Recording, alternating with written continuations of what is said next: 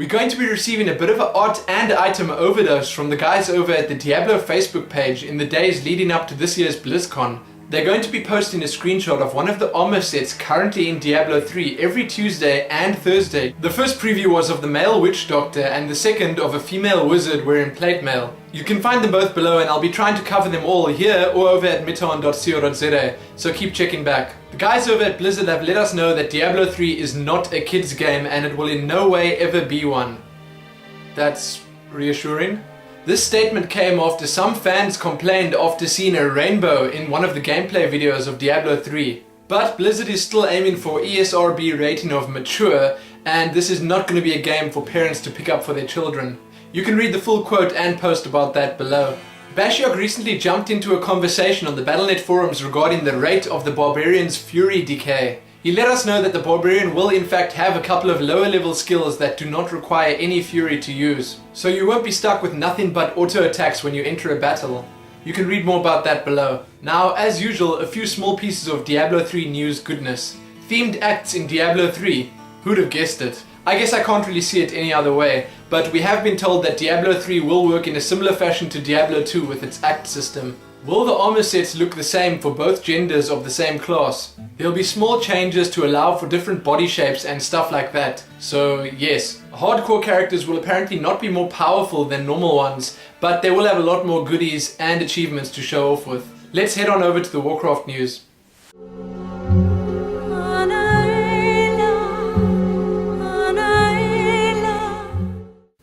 It's official, after many months of guessing and speculating, we finally have a release date from the big guys themselves. Just a couple of days ago, Blizzard announced that the World of Warcraft Cataclysm will be releasing on the 7th of December 2010. I have to say right off the bat that I'm really happy that this was in fact not delayed till 2011, that would have been terrible. This does however mean that there are 2 full months to go till the launch of Cataclysm.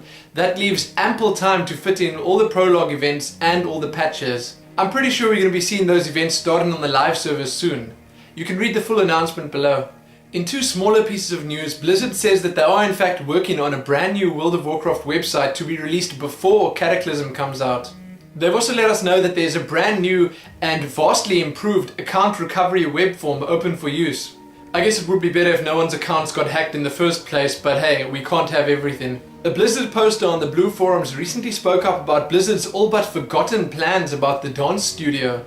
We do hear that we won't be getting it with Cataclysm, but they have got plans to release it sometime in the not too distant future. We recently heard more about justice points and how many of them you'll be getting when you kill bosses in Wrath of the Lich King dungeons and raids, as well as Cataclysm dungeons and raids. Lich King heroic bosses will give 16 justice points each, while raid bosses will give 23 justice points. Cataclysm heroic bosses will give 75 justice points, Cataclysm 10 mans will be giving 75 valor points, Cataclysm 25 mans will be given 105 valor points per boss. You can read more about that below, and you can also find a handy little tool that MMO Champion recently released to calculate how many justice or valor points you will have when Cataclysm releases.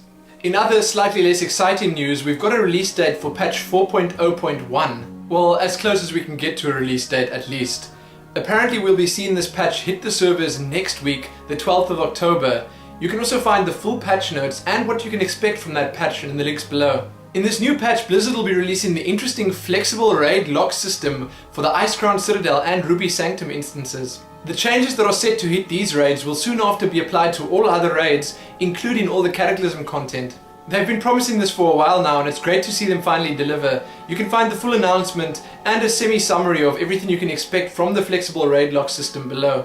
Apparently the jewel crafting quartermaster is going on a little holiday in patch 4.0.1. A lot of people were asking how much the new gems will cost in the new patch and what their stats will be, but the answer is a simple one: you can't buy them anymore. Another preview was put up in the Faces of Cataclysm section on the official World of Warcraft website. This one is of the badass Cho'Gall. It tells us how he became one of the most feared ogres and first ogre magi in all of Azeroth, and how he made a name for himself as a ruthless and cunning leader. You can see the full official preview over at worldofwarcraft.com or in the links below. I suppose with all the cool and informative guides for archaeology already out there, this one might be slightly underwhelming, but the others are just not the same, right? Blizzard released a brand new preview of the secondary profession we are set to be spending a lot of time on in Cataclysm. There isn't really very much new information here, but you should probably check it out anyway, as their previews always do look really cool. Cataclysm beta build 13117 hit the servers recently, and it came with a bunch of interesting changes. My favorite is no doubt the new cinematic that was added to the end of the Goblin starting area of Kazan. It's really exciting and gives a bit of insight as to what actually happened when the Goblins left their home island. As usual, this build sees a lot of skill and talent updates, achievement additions, and lots of other cosmetic upgrades. The dressing room now has a cute little zoom function, the damage to the city of Stormwind has been beautified a bit, if that makes sense, and there are lots of new tier items available for preview over at wowhead.com or mmochampion.com. In other Cataclysm news, Valnoth has let all the beta testers know that raids will soon be available for testing. Blizzard has, as you can find out below, been testing the raids internally, and apparently they are nearly ready for public use. So let's hope we can conjure up a group of 10 or 25 people that are actually capable of clearing a few bosses in those raids. Another game that should not be forgotten about just yet was played at this year's World Cyber Games, Warcraft 3. In the finals, well-known and widely loved player Grubby faced off against the Korean pro Remind. The Night Elf player Remind managed to take the Orc player Grubby down with a score of 3-2.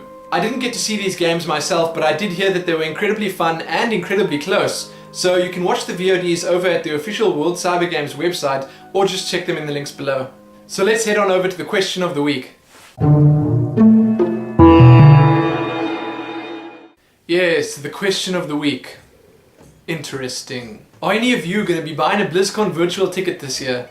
Leave your reply below in the form of a comment or video response. Sadly, that's it for this week's show. Thanks again to all the new subscribers, and remember to keep checking back here for that extra video I mentioned at the start of the show. But as usual, like it, favorite it, share it, and subscribe. Most importantly though, happy StarCrafting.